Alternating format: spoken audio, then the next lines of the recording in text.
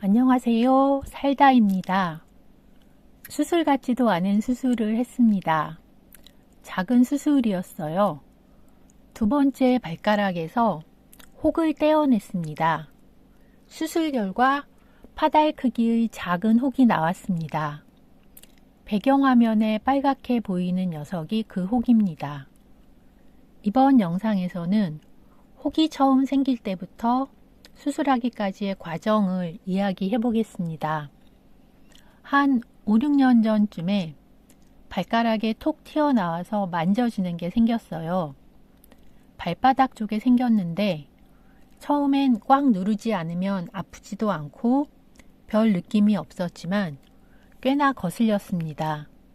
그래서 이걸 그냥 두고 볼까 어쩔까 고민을 하다가 병원에 가서 한번 상담을 받아보자고 결론을 내렸습니다. 이런 경험이 처음이라 어느 병원을 가야 하나 고민이 많이 되었습니다. 그러다 가장 먼저 찾아간 곳이 피부과였습니다. 튀어나온 부분이 피부에 가까이 있어서 그렇게 결정하게 되었습니다. 거기에 더해 처치가 피부과 정도에서 끝나길 바라는 마음도 있었던 것 같습니다. 피부과에서는 의사가 발가락을 한번 쓱 보더니 정형외과에 가보라고 했습니다. 그래서 정형외과에 가게 되었습니다. 가족들이 자주 가던 작은 정형외과가 있어서 거기로 갔습니다. 정형외과에서는 엑스레이를 찍고 발가락을 보더니 그냥 두라고 했습니다. 그 외에 별다른 설명은 없었어요. 좀 답답했죠. 더 자세히 설명을 듣고 싶었지만 문제가 발생한 부위에 별다른 자극은 없어서 더 이상 병원에 가지를 않았습니다. 그 뒤로 그냥 두고 있었는데 어느 날 갑자기 문제의 부위에 통증이 생겼습니다. 찌르는 느낌은 아니고 욱신거리는 느낌에 가까운 통증이었습니다. 눌러서 자극을 주는 것도 아닌데 그냥 아프더라고요. 통증이 올 때는 만져지는 부분이 유난히 팽팽하다거나 단단해진 것 같았습니다. 이거 수술이나 처치를 해야 하는 것이 아닌가 싶었습니다. 지난번에 간 정형외과에서는 만족할 만한 설명을 듣지 못해서 이번에는 다른 정형외과를 가보기로 했습니다. 새로 갈 정형외과는 인터넷에서 여기저기 검색을 해보았지만 결정을 잘 못하겠더라고요. 그래서 수술이 가능할 것 같은 병원 중에 가까운 곳을 골랐습니다. 이번에 간 곳에서는 발가락을 보더니 물혹이라고 진단을 내리더군요. 그러더니 주사 바늘을 물혹에 찔러서 액을 빼냈습니다. 그 과정은 간단한데 저는 좀 힘들었습니다. 주사 바늘을 찌르고 액을 빼내는 과정이 무척 아팠습니다. 큰 소리를 지르지는 않았지만 신음을 참을 수가 없었습니다. 이 처치를 막 받았을 때는 팽팽한 부분이 쪼그라지고 돌출된 면이 들어갔습니다. 그러나 얼마 지나지 않아 물혹이 다시 차오르는지 금방 원래대로 돌출이 되었습니다. 그래서 이 처치가 무슨 소용이 있나 싶기도 했습니다. 그래도 다시 병원을 방문해서 같은 처치를 한두 번 더 받았습니다. 그러다 병원에 발을 끊었습니다. 그 과정에서 남편이 걱정을 많이 했지요. 남편이 말하길 이젠 물혹이 아닌 것 같다며 그걸로 인해 행동이 제한적으로 되는 것에 걱정을 내비쳤습니다. 남편이 종종 병원에 갈 것을 권했습니다. 그런데 제가 고집을 부리고 병원에 가지를 않았습니다. 병원에 가는 걸 워낙 싫어하는 데다 병원에 가도 별 수가 없을 것 같았습니다. 치과 사건과 데자뷰 같은 느낌이네요. 그때도 제가 치과에 안 가려고 고집을 많이 부렸는데 아무튼 그 후로 시간이 꽤 지났습니다. 그 사이 발가락에는 간헐적으로 통증이 밀려오곤 했습니다. 통증이 밀려올 때마다 병원을 가볼까 하다가 통증이 사라지면 병원 생각은 바로 지우곤 했습니다. 그동안 2번 정도 다른 병원에 가보긴 했습니다. 수술을 염두에 둔 방문이었죠.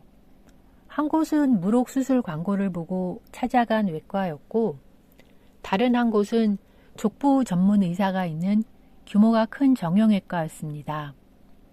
광고에 나왔던 외과에서는 발가락 수술은 어렵다고 거절을 했습니다. 족부 전문 의사가 있는 정형외과에서는 그냥 그대로 두어도 된다고 하였습니다. 원한다면 수술을 해줄 수 있다 하였지만 웬만해서는 처치나 수술을 싫어하는 저로서는 굳이 수술을 원하지 않았습니다. 수술을 원하지 않았던 이유의 또 한 가지는 재발률이 높다는 이야기 때문이었습니다. 무록의 재발률은 병원에서도 인정할 정도로 높다고 알려져 있습니다. 그 사이 발가락에 밀려오는 통증의 빈도가 늘어나고 무록도 커진 것 같았습니다. 그래서 처음 무록이라고 진단을 내렸던 정형외과를 다시 방문해 보기로 하였습니다. 이번에도 병원에서는 주사 바늘을 찔러 액을 빼내려 하였습니다. 그러나 아무것도 나오지 않았습니다. 이건 무록이 아니고 혹이 생겼네요. 수술해야 합니다. 의사 선생님께서 이렇게 확정적으로 말씀을 하셔서 수술을 하기로 결정하였습니다. 목요일에 이렇게 진단을 받고 월요일에 수술을 하기로 했습니다. 처음에 진단을 받았을 때 어느 병원으로 가야 하나 물어보았는데 그 병원에서 수술을 해준다고 하였습니다. 드디어 운명의 수술날, 의사랑 간호사 한 분이 수술을 하였습니다. 수술 전에 부분 마취를 하였습니다. 마취 주사를 맞을 때는 통증이 꽤 있어서 신음을 한번 했습니다. 그래도 잠시 동안이라 참을만 했습니다. 마취 후 다른 통증은 없었습니다. 수술은 오래 걸리지 않았습니다. 제 짐작에는 한 10여 분 남짓이었던 것 같습니다. 어쩌면 그보다 더 짧을지도 모르겠습니다. 수술이 끝난 후 의사 선생님이 남편을 불러서 도려낸 혹을 보여주고 이런저런 설명을 하였습니다. 잘라낸 혹은 조직검사를 보낸다고 하였습니다.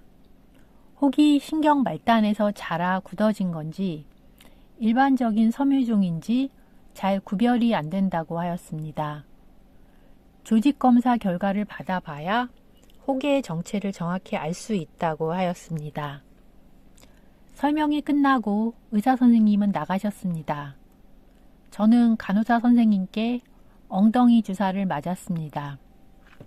아마도 항생제이겠죠? 그리고 나서 양말도 신고 신발도 신고 택시를 타고 집으로 돌아왔습니다. 뒤꿈치로 조심스럽게 걷기는 하지만 걸을 수는 있었습니다. 월요일에 수술하고 화요일, 수요일 이틀 동안은 드레싱하고 항생제 주사 맞으러 내원했습니다. 그리고 금요일에는 주사는 패스하고 드레싱만 하였습니다. 다음 내원은 월요일입니다. 발가락에 작은 혹 하나 생겼을 뿐인데 그것을 처리하는 과정이 쉽지 않았습니다. 진단부터 수술까지 시간도 오래 걸렸고 특히 수술을 결정하는 일이 아주 힘들었습니다. 수술이 필요한 것인가 아닌가, 어느 병원에서 수술을 할 것인가, 결정의 단계마다 고민을 많이 했습니다. 좀 더 어렸다면 결정이 쉬웠을지, 아예 이런 일이 없었을지도 모르겠죠. 나이가 들어가다 보니 젊었을 때 없었던 일들이 많이 생기네요. 심지어 제 몸에서도 젊었을 땐 본 적도 없는 일들이 생기네요. 몸도 나이를 먹어가며 변화의 과정을 거쳐가는 것 같습니다. 작은 혹을 그대로 놔두면 여드름처럼 저절로 사라지겠지 하는 마음과는 다르게 계속 커져 병원 신세를 져야 되네요. 애완동물도 키우지 않는데 몇 년 동안 혹을 키웠네요. 아직 조직검사 결과를 기다리고 있습니다. 좋은 결과가 나오기를 바라는 마음입니다. 좋은 하루 되세요. 살다였습니다.